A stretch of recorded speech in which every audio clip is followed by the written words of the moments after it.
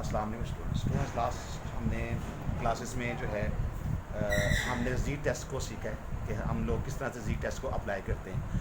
आज हम लोग स्टूडेंट्स टी टेस्ट को सीखने जा रहे हैं। What is T test? तो पहला क्वेश्चन तो ये अरेज होता है कि हम लोगों को कैसे पता चलेगा कि हम लोगों ने इस क्वेश्चन में जी टेस्ट लगाना है या टी टेस्ट लगाना है। तो देखें क्वेश्चंस दोनों के इवन क्या आप देखेंगे हाइपोथेसिस बनाने का मेथड बिल्कुल जिस तरह आपने जी में देखा है वैसा ही है। लेवल ऑफ सिग्निफिकेंस भी सेम वैसे। इवन कि आप देखें यहाँ मैंने टी लिखा है वहाँ मैंने जी लिखा था। 100% वही फार्मूला वही उसी तरह से क्रिटिकल। अगर आप देखेंगे तो इसमें से डिफरेंस आपको जी और टी में क्या नज़र आ रहा होगा कि जहाँ पहले मैंने टी लिखा था आज मैं वहाँ पे जी लिख रहा हूँ, यहाँ भी जी लिख रहा हूँ, यहाँ भी जी, यहाँ भी मीन्स के वहाँ पे जी लिखा हुआ है। तो इनमें ये फ़र्क है। अब 100% ये सेम है, इसके क्वेश्चंस भी सेम होंगे, लेकिन एक इनमें माइनर सा डिफरेंस होगा। आपने वो चेक करना है कि वो डिफरेंस क्या है। इसमें दो बातें आपने देखनी है। पहली बात इसमें क्या होगी? पहली बात इसमें ये होगी स्टूडेंट कि जो n है जो हम सैंपल लेते हैं वो लेस दैन 30 होगा। पहली बात ये होगी। पहली बात क्या होगी इन क्वेश्चंस की आइडेंटिफिकेशन कि इसमें सैंपल हमेशा 30 से लेस होगा। और दूसरी बात ये होगी इसमें कि इसमें जो सिग्मा होता है ना, जो स्टैंडर्ड डेविएशन होता है जो पॉपुलेशन का, इज़ नॉट गिवन। ये कभी भी दिया होगा नॉट गिवन, यानी ये हमें सिग्मा नहीं दिया जाएगा। यानी इस पर दो बातें होंगी, एक तो n क्या होगा लेस दैन 30 होगा, और दूसरी बात सिग्मा यानी स्टैंडर्ड डेविएशन जो पॉपुलेशन का है वो गिवन नहीं होगा। जब ये दोनों बातें नहीं होंगी तो फिर हम लोग टी टेस्ट यूज़ करेंगे। और अगर इन दोनों में से कोई एक बात ना हुई या दोनों ना हुई तो फिर हम लोग जी टेस्ट यूज़ करते हैं। जी टेस्ट में ये कंडीशंस जो होती हैं इनमें से एक आधी कुछ एक या दोनों कंडीशंस फेल हुई होती हैं, लेकिन टी टेस्ट में ये दोनों कंडीशंस होती हैं कि सैंपल भी लेस दैन 30 होता है और सिग्मा रहता है वो भी गिवन नहीं होता, सिग्मा इज़ नॉट गिवन। तो ये इसकी आइडेंटिफिकेशन है। बाकी आप देख लें सारा ये जी वाला है, जिस तरह आपने जी टेस्ट किया था 100% है। इवन कि मैं आपको इस पर एक दो क्वेश्चंस भी करवाता हूँ और आप देखेंगे क्वेश्चंस 100% जो हैं ये वैसे ही हैं जिस तरह आपने उसमें किए थे, जी में किए थे। ठीक है स्टूडेंट्स, तो ये आप देख लें, मैं आपको ये समझाता हूँ। एक मिनट से ये, हाँ जी। तो स्टूडेंट्स अब आप ये देखें, एग्जांपल है 10 cartons are taken at random. अब हमारे पास n कितना है 10, n हमारे पास कितना है 10 है। 10 cartons are taken at random from an automatic filling machine. The mean content of these cartons is this. ये हमारे पास मीन दिया गया 15.9। चूँकि उसने पहले सैंपल की बात की है, उसने 10 कार्टन्स जो हैं वो एज अ सैंपल लिए हैं। इट मीन्स ये मीन भी सैंपल का होगा, यानी एक्स बार हमें कितना दिया हुआ है 15.90 विद स्टैंडर्ड डेविएशन। और ये स्टैंडर्ड डेविएशन दे दिया, इसमें ये सैंपल का स्टैंडर्ड डेविएशन दिया है एस इज इक्वल टू 0.276। उसके बाद does this mean content differ significantly from the intended weight of 16 hours.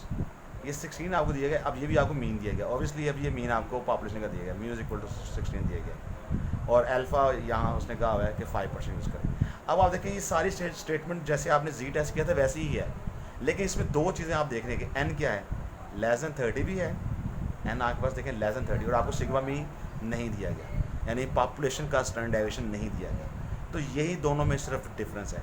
जब दोनों बातें यानी एन भी लेस दैन 30 हो और सिग्मा जो है sigma is not given, sigma भी ना दिया हो, जब ये दोनों बातें होंगी किसी स्टेटमेंट के अंदर तो वो क्वेश्चन हमारे पास टी टेस्ट का होगा। अदरवाइज़ अगर इन दोनों में कोई एक कंडीशन भी फेल हो गई या दोनों कंडीशंस फेल हो गई, ये 1 और 2 एक फेल हो गई या दोनों फेल हो गई, फिर हम लोग जी टेस्ट पे आ जाएंगे। ठीक है, आप वो जी टेस्ट के क्वेश्चन आप देखिएगा, उनमें देखना इनमें से कोई ना कोई कंडीशन या दोनों कंडीशन ज़रूर फेल हुई होंगी। ओके, तो अब आप देखें इस क्वेश्चन के अंदर कहीं नहीं लिखा हुआ कि लेस या ग्रेटर का कहीं वर्ड यूज़ नहीं हुआ। It means equal not equal का सैंपल बनेगा, लेवल ऑफ सिग्निफिकेंस वही फार्मूला वही इसके क्रिटिकल रीजन। ठीक है, ये सारी चीज़ें आप देख लीजिएगा, ये सारी वैसी हैं जैसे आपने की थी। उसके बाद ये कैलकुलेशन है, कैलकुलेशन के बाद ये आंसर आ गया, और ये आंसर देखें आप हमारे पास क्रिटिकल रीजन में था कि वैल्यू जो है मोड में, मोड का मतलब हम नेगेटिव साइन को इग्नोर करेंगे, तो वैल्यू हमारे पास जो है वो 2.62 से ग्रेटर आनी चाहिए, सॉरी 2.262 से ग्रेटर आनी चाहिए।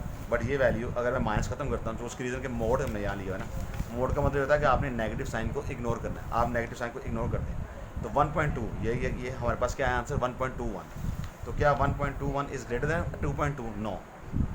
तो इसका मतलब ये वैल्यू उसमें फॉल नहीं की तो इसलिए हमने क्या कर लिया, एच नोट को एक्सेप्ट कर लिया। ठीक है स्टूडेंट, तो ये मैंने आपको इसकी एक एग्जांपल करवा दी। अब हम इसकी दूसरी एग्जांपल देखते हैं इसी के ऊपर, इसी पैटर्न पे रहते हुए। ठीक है, तो मैं ज़रा देखूँ इसमें सारी जी।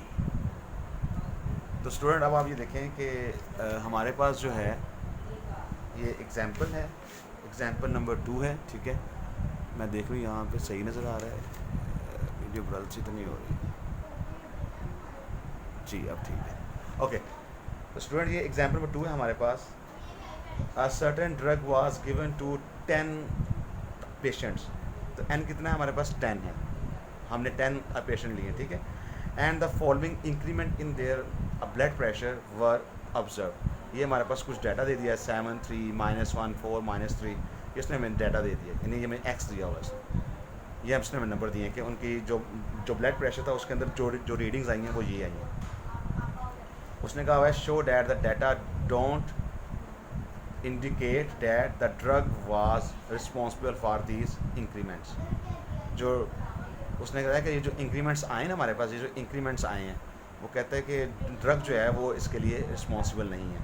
अब आप देखें हमें एन कितना, एन हमें लेस दैन 30 दिया हुआ है और सिग्मा भी इस क्वेश्चन में नहीं दिया हुआ, यानी कि स्टैंडर्ड डेविएशन और पॉपुलेशन नहीं दिया हुआ। इसका मतलब दोनों चीज़ें नहीं है। तो ये क्वेश्चन फिर किसका होगा, ये टी टेस्ट होगा। तो अब देखें यहाँ पे हमें मीन भी इसने नहीं दिया हुआ, पॉपुलेशन मीन भी नहीं दिया हुआ। जब नहीं दिया होगा तो हम उसको 0 अज्यूम कर लेंगे। और इस क्वेश्चन के अंदर कहीं पे लेस ग्रेटर की बात नहीं की हुई, इसलिए हमने इक्वल और नॉट इक्वल पे फोकस कर रहे हैं। अगर आप ये इंक्रीमेंट की बात करते हैं तो ये इंक्रीमेंट उसने ये ब्लड में बताए हैं कि ब्लड के अंदर कितना इंक्रीमेंट हुआ है, वो उसने बात की। ये यहाँ पे इंक्रीमेंट एज अ हाइपोथेसिस के लिए यूज़ नहीं हुआ। ठीक है, तो वही यहाँ पे चूँकि मीन दिया ही नहीं हुआ था इसलिए हमने म्यू को 0 अज्यूम कर लिया। इक्वल और नॉट इक्वल और सिमिलरली ये अल्फ़ा में दिया हुआ है, वही हमने फॉर्म लगाया, वही हमने क्रिटिकल रीजन बनाया। उसके बाद स्टूडेंट देखें हमने इसकी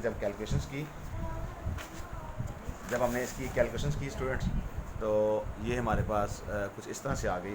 क्योंकि हमारे पास मीन भी नहीं था और स्टैंडर्ड डेविएशन भी नहीं था, हमें सिर्फ एक्स दिया हुआ था। हमने यहाँ से एक्स स्क्वायर निकाल लिया और मीन और स्टैंडर्ड डेविएशन आपको निकालना था। मीन ये है, स्टैंडर्ड डेविएशन ये आ गया। तो ये सारी वैल्यूज़ आपने फार्मूला के अंदर कर दी, ये पुट कर दी और ये हमारे पास वैल्यू आ गई। और ये वैल्यू हमारी क्रिटिकल रीजन में फॉल नहीं कर रही। जो ये क्रिटिकल रीजन हमने जो बनाया हुआ स्टूडेंट वो इस तरह से है कि आपकी वैल्यू जो है वो 2.26 से ग्रेटर आनी चाहिए, बट ये वैल्यू आई है 1.75। तो ये उससे ग्रेटर नहीं आई, इसकी डेट मीन्स ये इसमें फॉल नहीं की। अगर ये फॉल नहीं की तो हमने हाइपोथेसिस को क्या कर दिया हुआ है, एक्सेप्ट कर दिया हुआ है। ठीक हो गया।